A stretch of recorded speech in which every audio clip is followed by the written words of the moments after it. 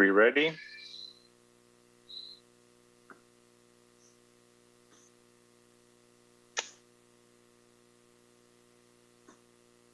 Hello, everyone. I am Ryan Elliott with the Office of Management and Budget. I will be your moderator today.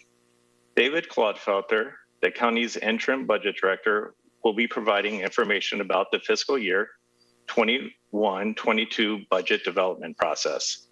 After the presentation, we will be opening the meeting for you to ask questions and provide your input. We will do our best to answer all of your questions today. If we cannot, then your question will be forwarded to the appropriate county staff for a response. We will use the contact information that you provided when you registered to respond back. We have staff taking notes, and this meeting is being recorded to assist us with documenting the priorities stated by you. We will begin the presentation now, David.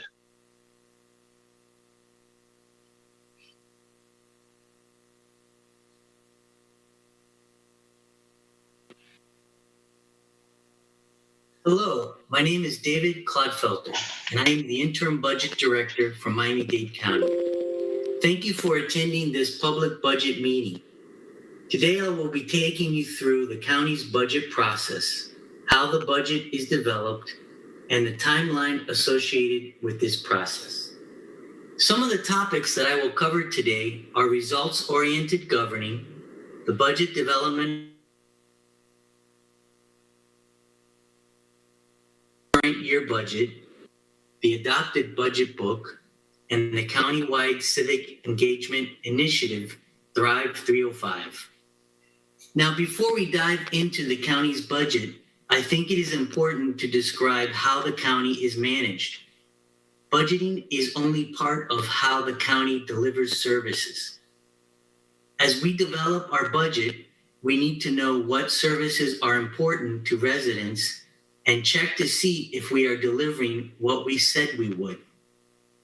But to make it all work, we use what we call a results-oriented government framework. The framework has three major components to it. First, we conduct strategic planning. This is a detailed process that helps us identify what is most important to our residents and visitors. It's long-term and gives us the overall direction in service areas such as transportation, human services, libraries and parks, public safety, and many more. Second, every year, departments prepare their business plans and budgets. These show how they support the priorities in the strategic plan and help make sure that we are all focused on delivering services in demand to our residents. Third, we all monitor our performance in an ongoing manner. This helps identify needed adjustments. We need to make sure we are delivering on our promises. And over time, as new challenges arise and priorities emerge, they become incorporated into future strategic planning efforts. The county strategic plan is a high-level document that lays out our service delivery priorities as defined by our customers, Miami-Dade County's residents. It is what helps us achieve our mission of delivering excellent public services that address our community's needs and enhance our quality of life now and in the future.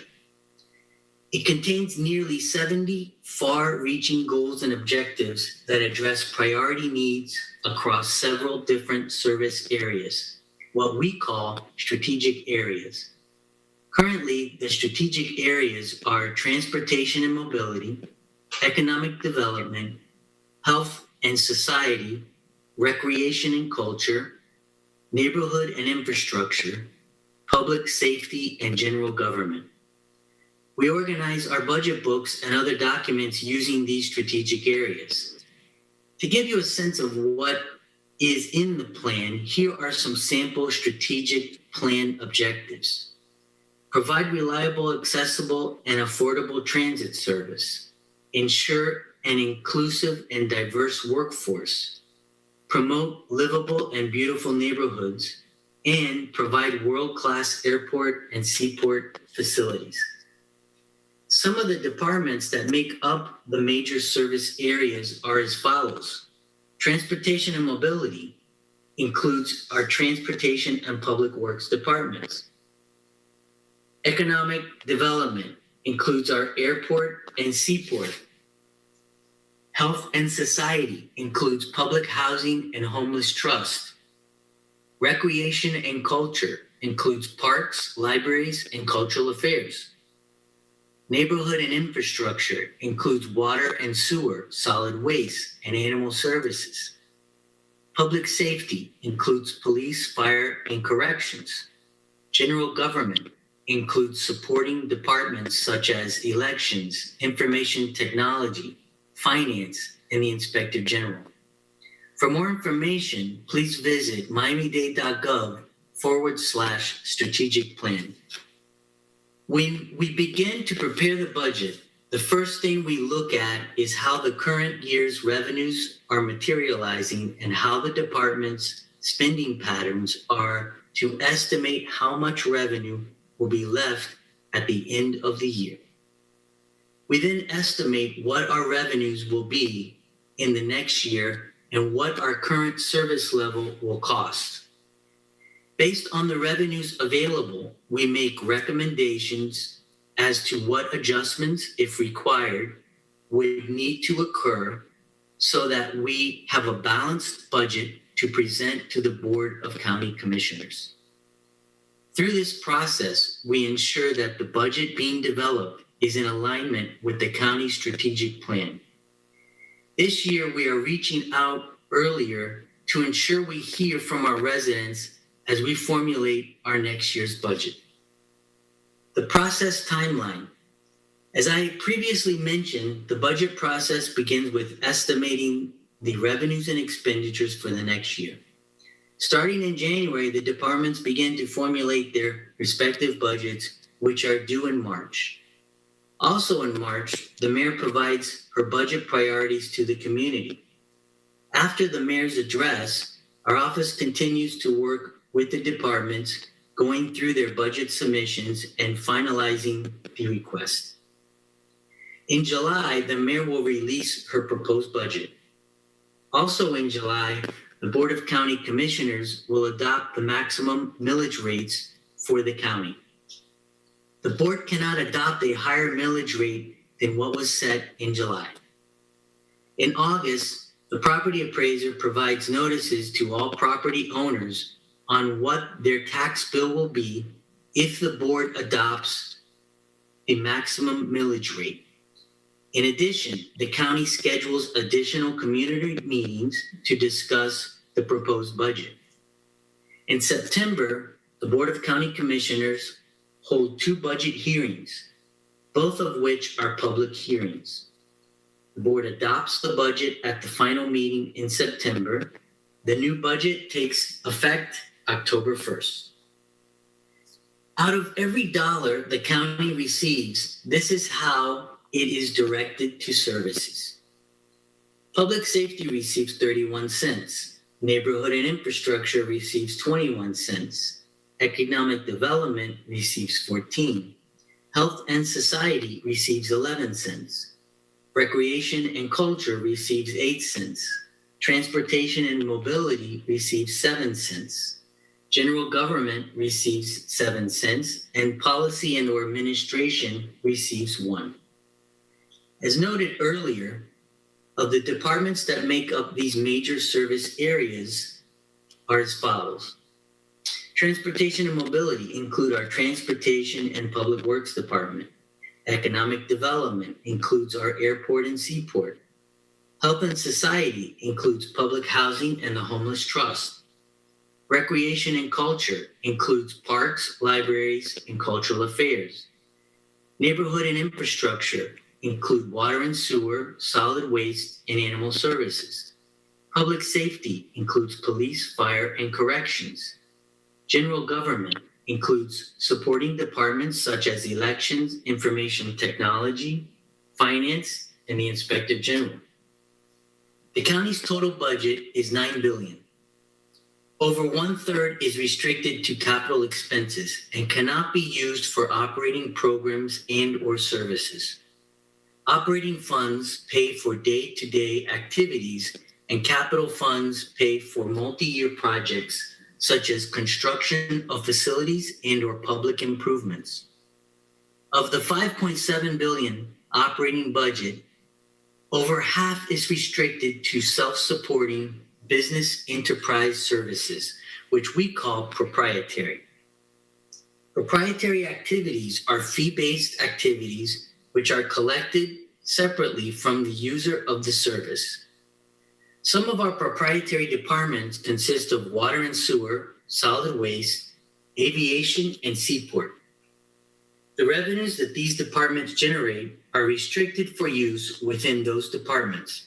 For example, we cannot use water and sewer revenues to pay for parks. The remaining $2.7 billion is tax supported. Tax supported refers to activities paid by taxes regardless of a person's use of the service, such as park and police services. Tax supported operations include the following jurisdictions. Countywide represents $1.722 billion, consisting of $1.438 billion in property taxes and $284 million in other revenues. The unincorporated area represents $514 million, consisting of $160 million in property taxes and $354 million in other revenues. The fire district represents $418 million, and the library district represents $79 million. As noted earlier, of the $9 billion total budget, $2.240 billion is supported by the general fund.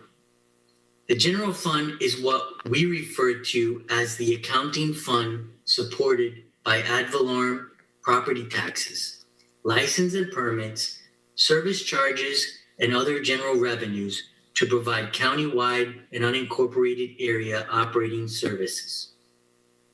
Out of the services funded through the general fund, a majority are mandated by either federal, state, or local laws and agreements, or fund vital services to our community, such as police services, elections, medical examiner, etc. As noted in the pie chart, of the $2.2 billion in general fund expenses, approximately $2 billion is considered less flexible funding. These include services such as police and fire, debt service payments, payments to the county that the county must make to fund court services, funding the county's Jackson Hospital, funding our transportation system, etc. The more flexible funding consists of services that are not mandated by state or federal government or required by contract or agreements, such as park services, funding community-based organizations, general government services such as human resources, etc. It is not to say that these services provided with the more flexible funding are not necessary or important. They provide important support roles to county departments and/or vital community organizations. The county's capital budget for fiscal year 2021 totals $3.335 billion and includes 496 capital programs countywide. A majority of these projects require years of planning and construction, while others may be completed in a shorter time frame. The slides provide a breakdown of our capital program by strategic area.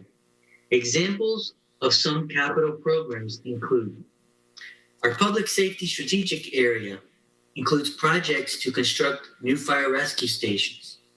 Police department projects include various infrastructure improvements at the Miami-Dade Public Safety Training Institute, where our officers train. The Transportation and Mobility Strategic Area includes projects for our Transit and Public Works Department to develop park and ride stations to expand transit connectivity for residents throughout Miami-Dade County and road resurfacing, bridge rehabilitation, and drainage improvements, and other projects that are included in the SMART plan. The Recreation and Culture Strategic Area includes projects for the library system to construct new libraries such as Hialeah Gardens Library and the renovation of existing libraries. Projects in the Park and Recreation and Open Spaces Department includes ADA improvements to access parks, refurbishment of park facilities, and the development of various greenways and trails to improve connectivity throughout Miami-Dade County. The Neighborhood and Infrastructure Strategic Area includes projects for our Water and Sewer Department that updates the water and sewer infrastructure for today and the future. In the Health and Society Strategic Area, the Homeless Trust is constructing a second domestic violence shelter. The Economic Strategic Area includes projects for more connectivity to the port. The Regulatory and Economic Resources RER Department projects include Biscayne Bay restoration and shoreline stabilization to restore, enhance, and stabilize wetlands, shorelines, and islands adjacent to Biscayne Bay, as well as the purchase of endangered lands for conservation. And last but not least, the General Government Strategic Area includes projects for the Information Technology Department to purchase computer-aided dispatch systems that will replace the existing computer-aided dispatch for both fire and police. Projects in the Internal Services Department includes the construction of a new North-Dade Government Center to provide more access to government services to residents in the north section of the county. Each year, we publish our budget books that include the adopted budget. The books are also organized in the major service areas with departmental details. Within each service area, the departments have narratives that describe the services they provide, along with the revenue sources, expenses, personnel counts, and performance measures. Additionally, the budget ordinances approved by the board in September are also included. To jumpstart the budget process this year, the county is interested in hearing more from you. In conjunction with the Miami Foundation, Mayor Levine Cava has launched Thrive 305 this month. Thrive 305 is a countywide civic engagement initiative that will leverage Miami-Dade's biggest asset, its residents, through a survey and series of virtual workshops to inform the administration's action plan. This is a bottom-up, community-driven policy framework that will center on an equitable recovery and laying the groundwork for a thriving community.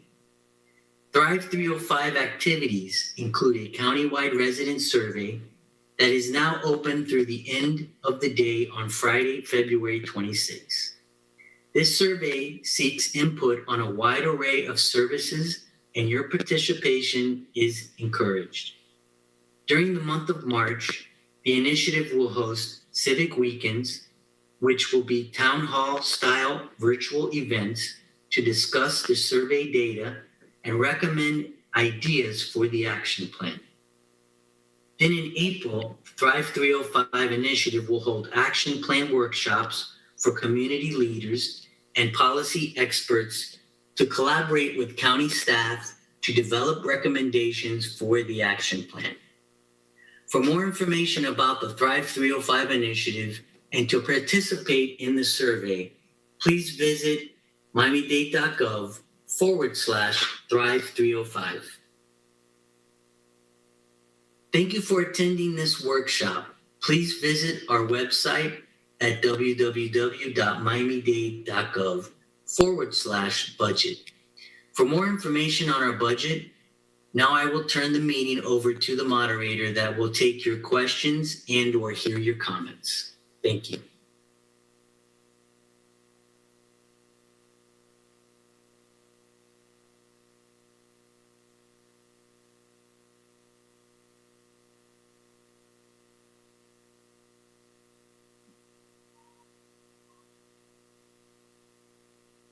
Okay, are we back, Jose?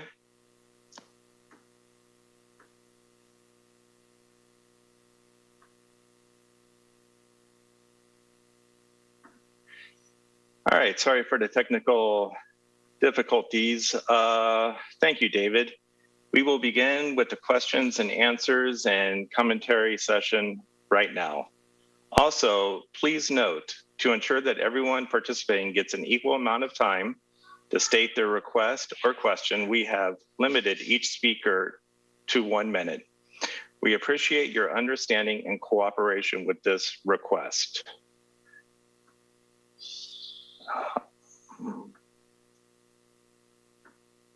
So it looks like Alberto.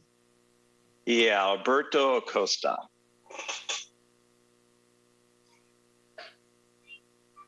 Please, Alberto, please unmute your mic and begin speaking.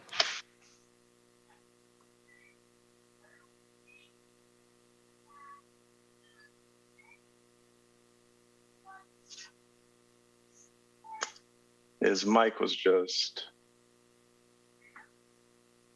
Okay, let's go ahead and skip over Alberto and let's move on to Brenda Krebs. Hi, I was wondering if there was anything in the year ahead that will be new and innovative in terms of funding for climate change. Well, that's a particularly loaded question.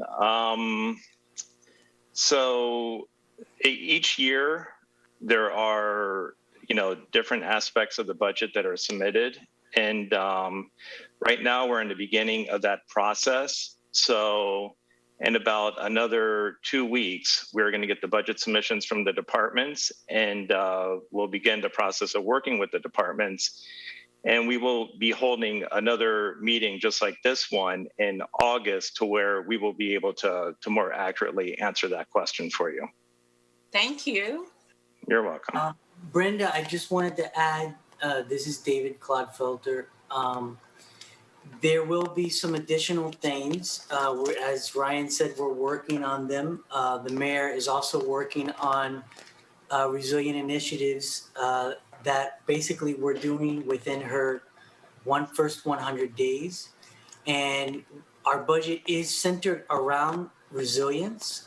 So you will see that if you notice that in the budget, each department is centered around these resilient activities, and we will be noting those particular things that we're focusing on in regards to resilience. Thank you very much, guys. You're welcome. Our next raised hand is Reynold Highland.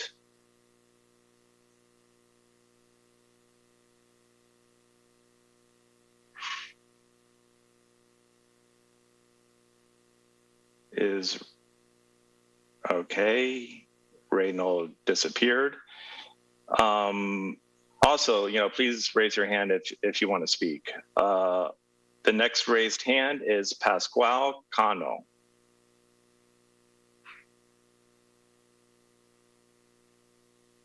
Okay, can you hear me? Yes.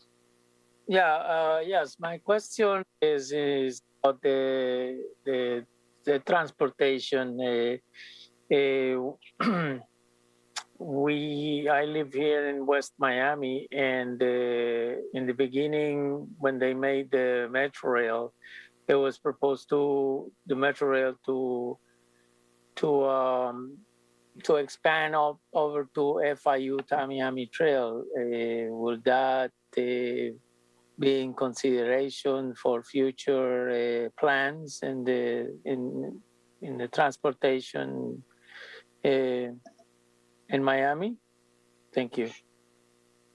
So, we are still in the very beginning of the budgetary process. And,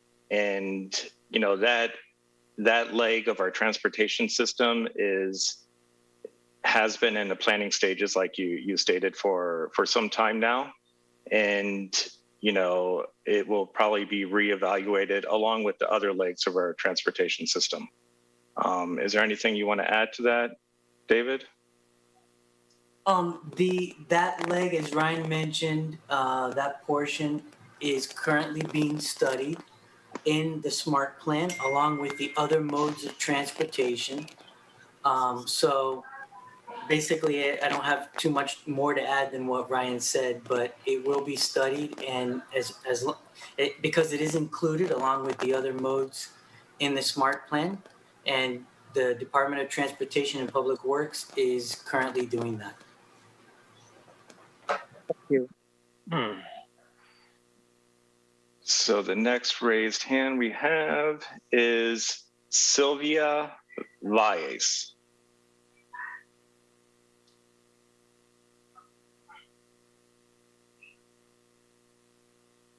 I think you need a, yeah, we can hear you now. Okay, perfect. I've been living here in Miami-Dade County for 40 years. In the last several years, I've been involved with wildlife rehabilitation, and the vast majority of complaints that I receive from citizens is that the county doesn't have a department to deal with wildlife. We have one department for dogs and cats, but we don't have a department to deal with wildlife. We are few wildlife rehabilitators here in Miami, and we work as everybody else to pay our bills, but we cannot help every single person that has problems with wildlife in Miami-Dade County. So my question is, there is any way that within this or the next budget, we can have a department to handle our wildlife? Well, there is another department, a state agency, the Florida Fish and Wildlife Agency, and I believe they accept phone calls and they perform functions that deal with the wildlife. But it is duly noted that you wish to make this more of a local responsibility. Okay, so our next question is Eric Ghana. Our next person speaking, sorry.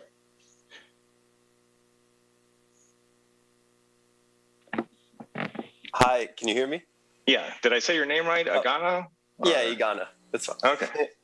I was just wondering, is it being discussed to make all the bus stops covered at some point in the near future? Yeah, I think, do you have anything to weigh on that, David? Well, bus stops are it's a little complicated in the way that some municipalities are responsible for their own bus stops, and then there are some county responsibilities due to the funding for the half penny, the PTP, the way the CITT funds these initiatives like bus stops. Some are responsible, so it's up to if it's in a municipality, it's up to their government to decide if they want to make that change.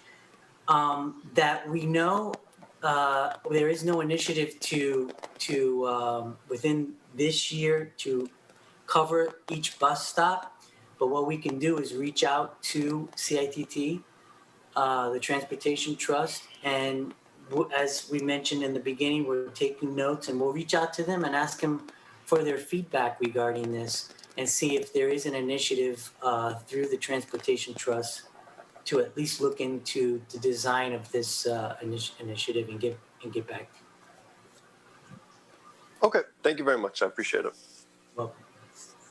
Yeah, and also keep in mind that right now it's really important to get everyone's input because we're just beginning the budgetary process, and when we come back in August, we'll be able to have more clear answers for you. The next person with the raised hand I see is Claudia Navarro.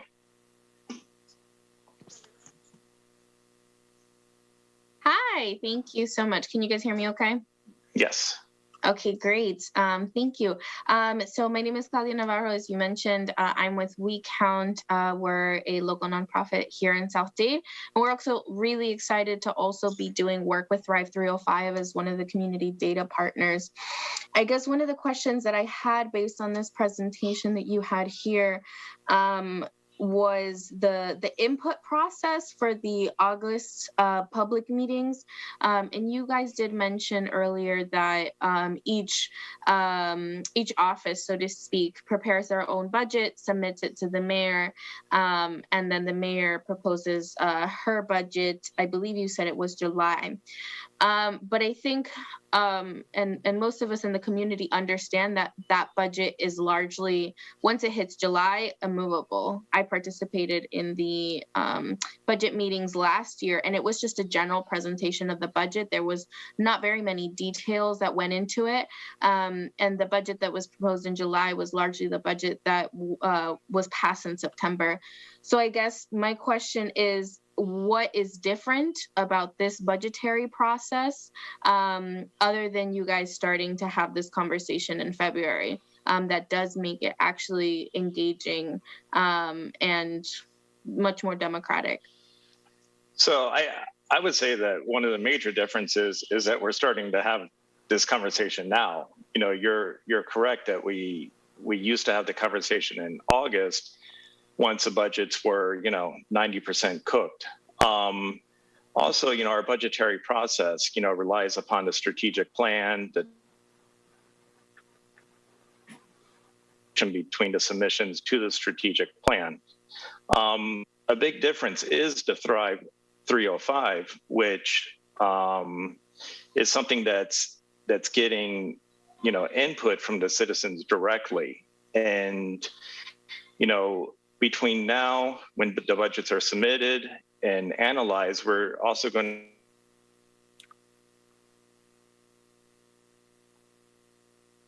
So it seems like Ryan's cutting in and out, but just to finish his sentence, it is different because we are having these meetings. We're reaching out to you a little earlier. We're getting your feedback. That feedback will be put together, discussed with the elected officials. The mayor will put together her proposed budget based on this feedback. So that's primarily what the difference is. That and a few tools like Thrive 305 that was mentioned. Yeah, I'm sorry. I think I blacked out there for a minute. Yeah, I just followed up the answer, Ryan. Perfect. And Ryan, before we move on, the question about the east-west corridor, I just wanted to follow up with that. The TPO, the Transportation Planning Organization, had set preferred alternative. The design is underway and moving forward as a bus rapid transit mode. So the TPO had set that priority, and Department of Transportation Public Works is working on that design. Okay, thank you. So the next raised hand that I see is Joel Morales.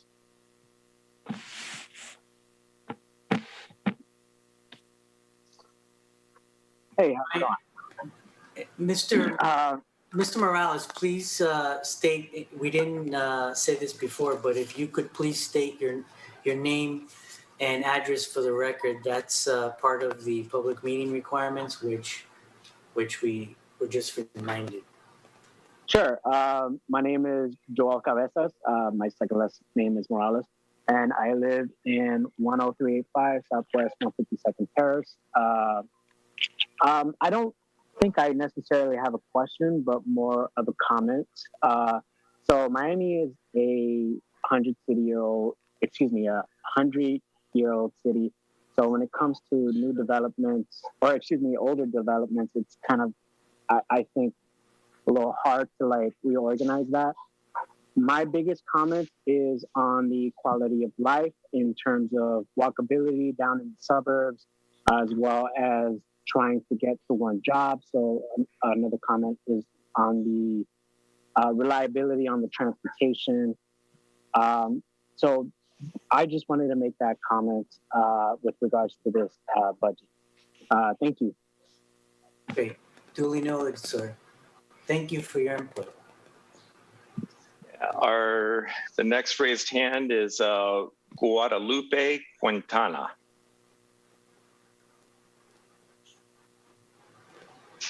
Can you hear me? Yes. Thank you. Yeah, my question is about the expansion of the metro rail down from Dateland Station. I live in Palmetto Bay, and we're having a big problem here of with the traffic and cars getting inside the neighborhood, and there's a conflict about the bridge they want to build inside the neighborhood. So my question is if we are going to have like a substantial solution for the traffic here. Go ahead, David. So the Miami-Dade County was awarded recently $100 million award for a project for the bus rapid transit on the South Dade busway.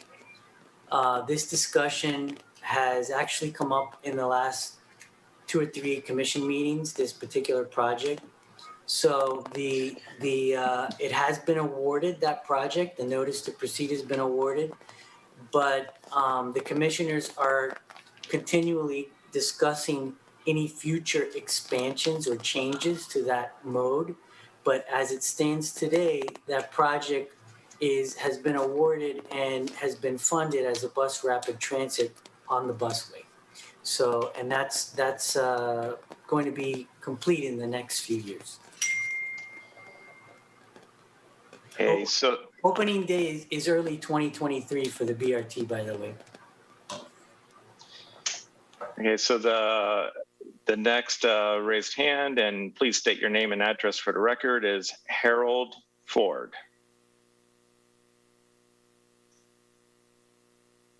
Good evening. My name is Harold Ford. I am a resident of South Dade, Miami-Dade County. My address is 22225 Southwest 112th Place, Miami, Florida 33170. Basically, this evening, I have several concerns, and prayerfully, there's a question that may be filtered inside.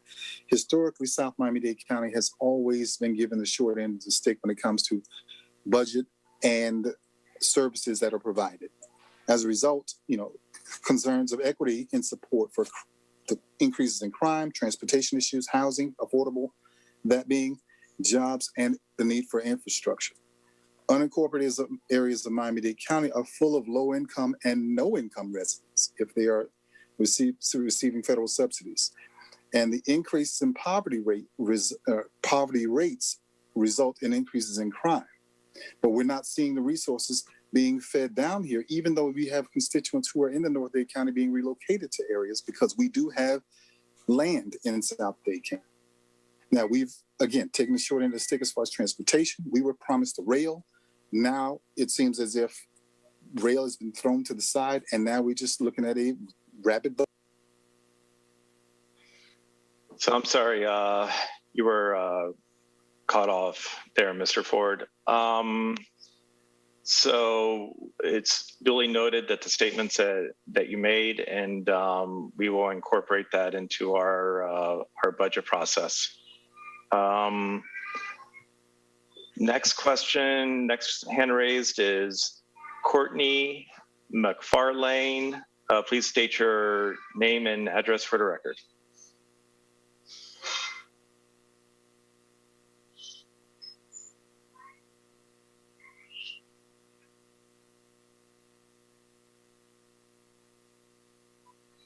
Okay, I see that she's unmuted.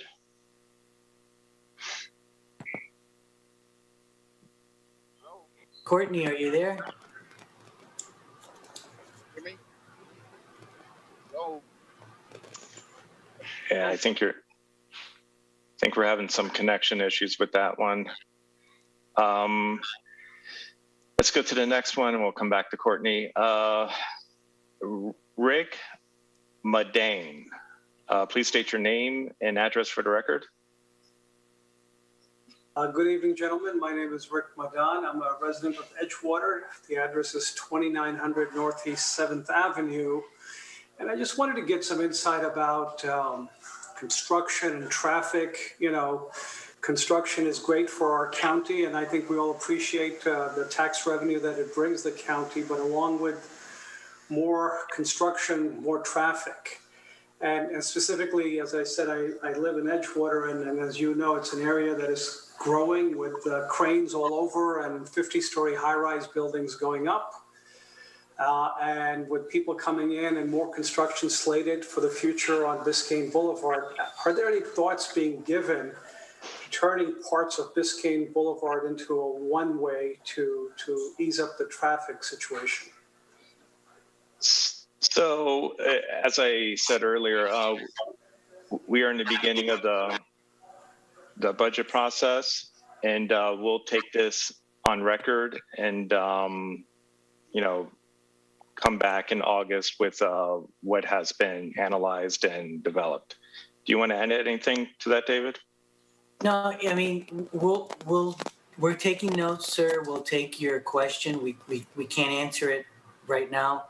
We will talk to the right department and those individuals that can, and we'll get back to you. You have your information when you registered, so we'll reach out back to you to see if to answer your question. But thank you for your input. Yeah. So the next raised hand is Jose Rodriguez. Please state your name and address for the record. Jose Rodriguez, address 3564 West 94th Street. We live in the new community in Bonterra. So the question is, the Hialeah Annex has been open for 4 years already, and it is only getting bigger with more residents being added.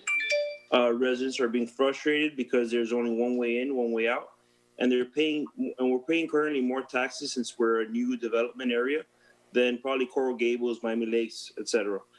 The residents feel like their tax money is not going towards anything. There's no new parks, no new fire stations, no added roads. Again, one way in, one way out. There are 2 bridges that are currently left that haven't been opened. The question is, what is going to be done to accommodate these residents in Bonterra, Aragon, Acobella, Altus, which currently make up about 10,000 residents? Yeah, Jose. So we're going to have to, we're going to work with the department that oversees that, and we'll put it as a notation, and it's on the record, and we will get back to you. To clarify, you said Hialeah? Is this in the city of? Yes, it's west. It's Hialeah Gardens actually. It's currently, I believe, unincorporated Miami-Dade, and it opened about 4 years ago. These 4 areas, and if you look at the taxes that these people pay there, like me included, like a lot of people pay a lot of taxes there because it's a brand new area. We knew what we were getting ourselves into. We just kind of thought that we would have a lot more stuff done to accommodate. This week, there's been 3 accidents getting out of our street, our main street. It's very dangerous, and as since there's big trucks that are moving concrete, they shouldn't be allowed to go through these residential areas. Okay. Well, thank you for your input. We'll defer this to the right person to get some feedback, and we will reach back out to you to see what either ourselves or the department in question. So next up is Ruth Gomez. Please state your name and address for the record.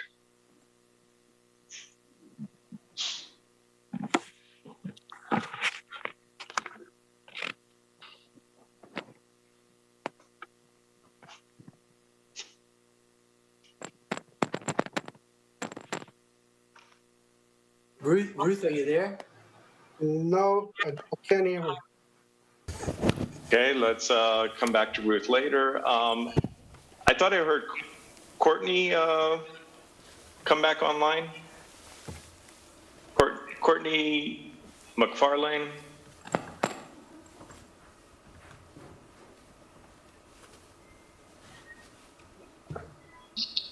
Okay, I guess not. Jose, can you mute? I think, yeah, there you go. So next up we have Ruth Gomez cannot speak because she's using an older version of Zoom. Okay. Thank you.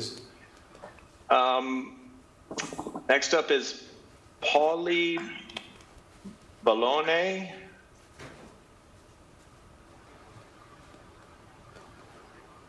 Yes, hi.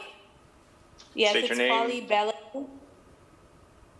My name is Polly Bellany. I live at 455 Northeast 39th Street, and it's a new development. My question is really concerning about the possibility of repurposing an alleyway between Biscayne Boulevard and Northeast 4th Avenue and 39th Street, and what would be basically 41st Street, but it's not, it's an alleyway into a community garden slash green space. A lot of development, mine being one of the newer one bay, where there's the population is really dense, and there's not really a lot of green space that's interconnected or even near Biscayne. And for possibility of livability, I just wanted to find out what would it be possible? How would it be possible to make some of this alleyway that's kind of like really just fallow? So I guess she exceeded the 1 minute mark. So basically, it does begin with putting in a request, like you're doing right now, and it is noted on the record, and we will get back to you with the information that is currently underway and what potentially can be done. So let's see, is there anyone else with a raised hand? Hello? Hello? I guess that's Courtney McFarlane, yeah. Yes, gentlemen. My name is Courtney McFarlane, and I live at 55 Northwest 192nd Street in the city of Miami Gardens. And I'm very concerned about the youth in this area. I personally, I guess, my organization, we're very concerned about this. There's some opportunity to provide some thought of Yeah, we can't. Yeah, we got a bad connection there. Courtney, we're sorry, we can't hear your completed sentences, so we can't hear you. I'm sorry. Okay, so next one up is Kenneth Carger. Please state your name and address for the record.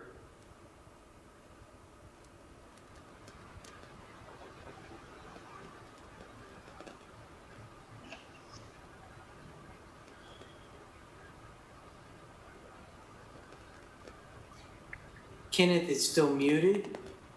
Kenneth, please unmute yourself. Can you hear me okay? Yes.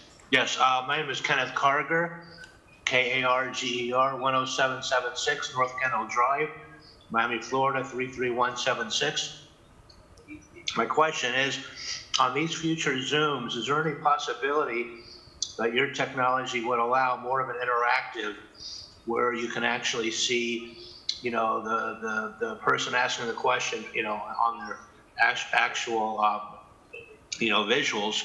And the second part of my question is, during the the budget process throughout the rest of this year, how is the coronavirus impacting the budget? What kind of adjustments are you making during this coronavirus during the rest of the year? Thank you. Kenneth, that's a very good question. As you can imagine, this is not our typical year. Especially in the area of tourist tax, there are some shortfalls which we're working through.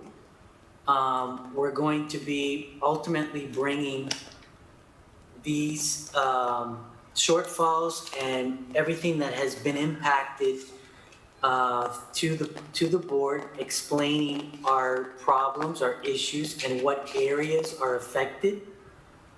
Because basically certain functions, the functions are funded in some cases by very specific revenues. So, and this is the case with tourist taxes that I mentioned before. But we will be bringing some recommendations to the board, and ultimately they will be making some decisions on possibly some adjustments as the result of COVID. There are, the federal government has awarded some funding last year for CARES Act, and Congress is currently working on a second round of CARES funding. We are eagerly awaiting the results of that process and the rules that come from FEMA, so we can apply that funding accordingly. But in the meantime, we're making the necessary adjustments as required. So we're doing as much as we can to have the least amount of impact. So you will be seeing something coming up in the next few months as it relates to how we have made adjustments or not. But that was a good question. Thank you. Yeah, so next up, Margie Lopez. Please state your name and address for the record. Hi, can you hear me? Yes. Good afternoon or good evening. My name is Margie Lopez. I live at 7560 Southwest 28th Street in Miami. And I'm a general manager for a local nonprofit, cultural arts nonprofit. And while I cannot thank Michael Spring and his Cultural Affairs Department enough for all the support that they've given us this past year, cultural arts has been hit extremely hard, as you can imagine. And I was going to ask the same thing. The second round of the CARES Act, is there any indication that grants will be available to cultural organizations like, our nonprofit to continue to be able to rebuild and continue on? Since culture is such an important part of Miami-Dade County, and we do bring in a lot of tourism. So to answer that question, Margie, as I mentioned, we're eagerly awaiting the rules from FEMA and the ultimate allotment that we would be receiving. And until we get those details, we really don't know what we're allowed to use the funding for if we were to get this award from the feds, the second round. So I can't answer your question with some certainty that we would be funding cultural programs until we get the information that we need to put together and present that to the board on what their options are. I can't answer that question with any certainty, but obviously cultural programs play a big role in the community. So saving them would be a positive, as the tourist taxes are generated in part by those activities. But thank you for asking. That's an excellent question. Okay, so is there anyone else with the raised hand? I don't see anyone new. Let me just give it a minute.